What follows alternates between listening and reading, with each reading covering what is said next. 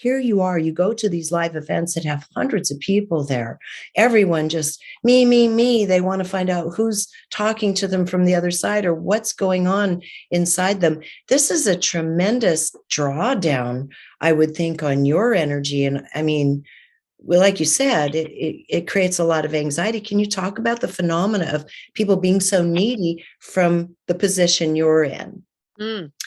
So, and the groups I present to are anywhere from 150 to 500 people 3 times a week.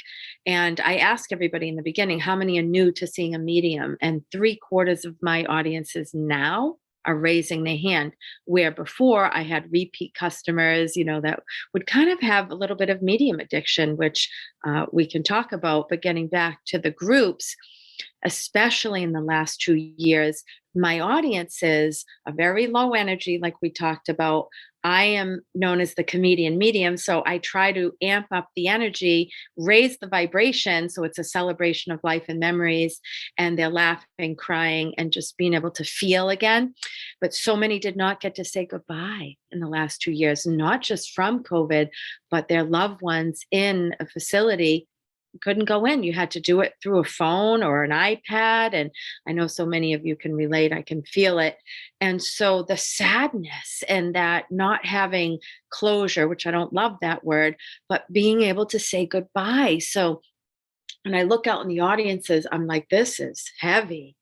And I do try to bring the lightness. And I had an event last night and I I literally said, what's wrong with you all? Like, look alive, people. I have enough to do here. And so just trying to get them to relax and raise the vibration. So we work as a team. So I need my sitters to have at least a high enough vibration that we can raise it. And I get the loved ones on the other side to lower theirs. So we meet in the middle. So this is our loved ones in spirit, the higher side of life. They're a helicopter propeller and we are a ceiling fan. And like what's going to get our fan moving and try to give us more energy is key. Yeah. Okay, so that kind of feeds right into the story of dopamine. And recently I watched a little video. I love well done little videos, such as the after school. Do you know the after school videos? After SKOOL. They're fabulous. They're the kind where you have a narrator and then you have someone drawing the pictures as the narrator's speaking. It's that Oh, kind of yes. video. Okay. Yes, it's those. And they're in some really complex subjects, brain chemistry. It can be the nature of good and evil. It can be any subject with different lecturers. But there was one on dopamine production that was fascinating because it was showing what happens when people just consume in order to produce some dopamine. So it had someone lounging on the sofa, slouched down, suck down a massive Starbucks drink, throw down a few cookies or chips with it. You have the tube on in front of you and just sitting passively consuming, which can get your dopamine cranked up a little bit. And, if it's a lot of carbs, your serotonin up a bit. And that's what a lot of people have resorted to in the last couple of years. But it was saying it's not those substances that are actually doing it, and certainly not in any significant way. It's the effort we go through in life to move towards something, to desire something, to go on a little walk, or do something, learn something new. For example, reach out to someone, put some effort into life. It's the actual desire and effort we put into life that once that's accomplished, that's where we get the dopamine release. That's what we've been missing.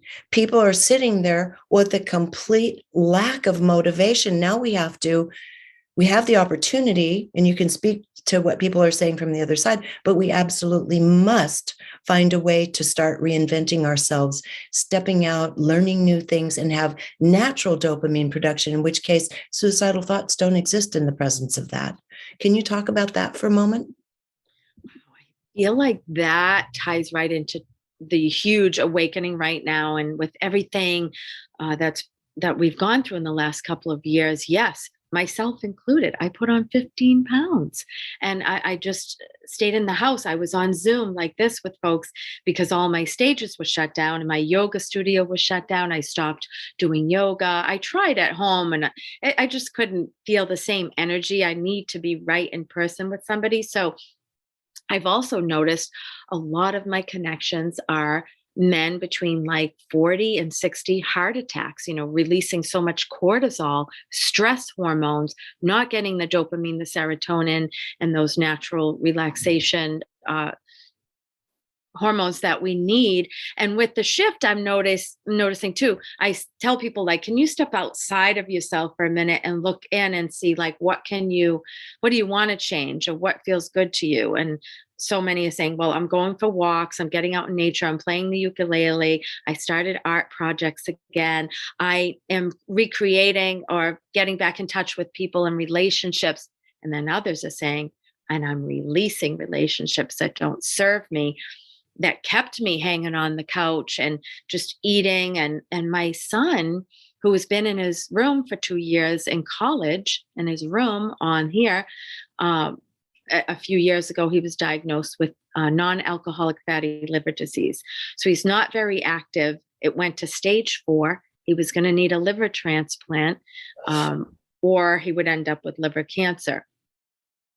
I said flat out, I'm like, do you want to die? Because you're going to leave this earth. And I had to be tough with him. So he started going to the gym, working out, getting back with friends. We'd go on, we love Martha's Vineyard. I'm over near there now. And that's where we find and source our dopamine and our serotonin. And so, yeah, it's so important, Regina, for folks to make changes and get off the couch. It is. Inertia is a real deal. And you can get caught up of it and have a very hard time getting that engine rolling again. And right now, I think that's where we are. You're either going to get your engine rolling again, step out, do things that are strange, uncomfortable, new, just get out and do something, or we're going to fall into that abyss. And that abyss can bring a huge amount of depression with it. And I'm also seeing people that used to say yes to life, saying no more to life, really kind of shutting down. Definitely. And even so, my son now, thankfully, is stage 1. So they want to do a study at Children's Hospital in Boston. They want to study what he did to turn it around, because they've never seen such, in 8 months, he turned it around. And so they want to study him. And I want to talk about, he also did a lot of supplements, natural things. And we did a lot of liver cleanses and artichoke heart and dandelion root and things like that. But with my husband, he now has type 2 diabetes, or he's right on the border. And that's an epidemic, though, from people being secluded and eating a lot of carbs and just coping. That's an epidemic. And like you said, saying no to life, I do feel, though, that people are ready to say yes. I'm heading to the top of a mountain in Costa Rica tomorrow, and it's called the Soul Shift Retreat. And it's about shifting and resetting your soul. So it's possible for everybody, if you so choose, to take it, take your power back. Don't you think?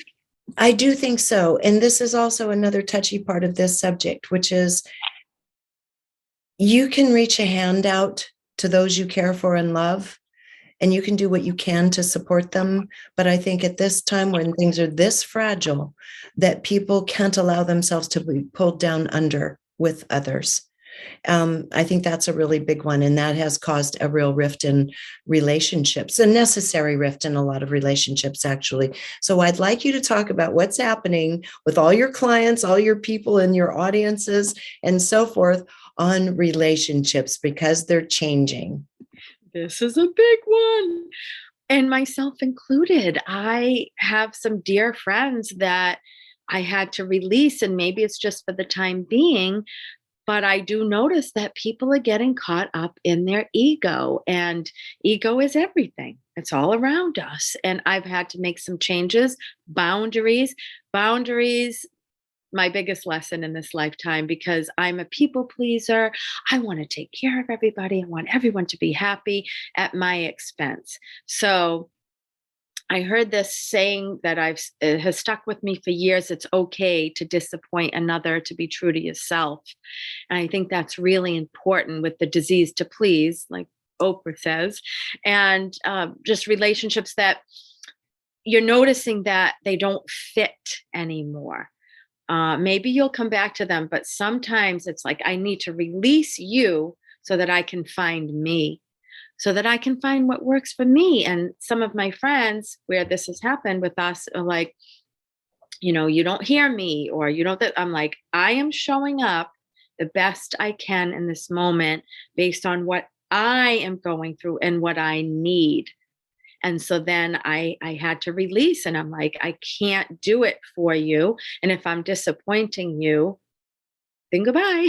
So, so that I can feel good. And it does all come back to love and forgiveness though. So I have to get in that place, because my Irish gets up and I'm like, I'm all set. See you later. Goodbye. If you don't like it, leave.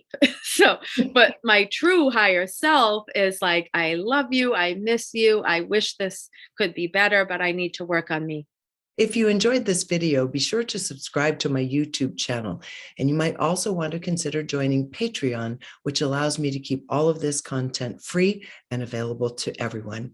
And if you're looking for like-minded souls, you might also enjoy my online community called Our Neighborhood.